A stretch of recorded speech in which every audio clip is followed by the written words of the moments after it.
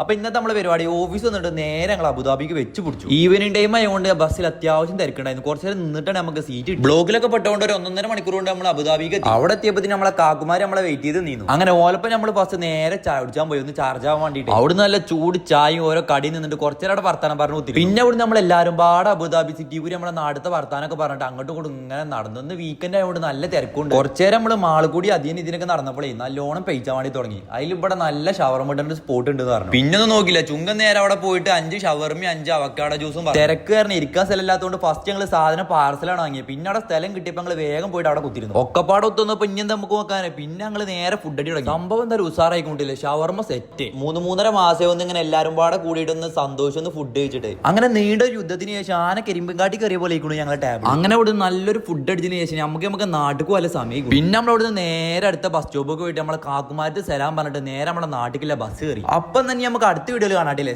ശരി എന്നാ.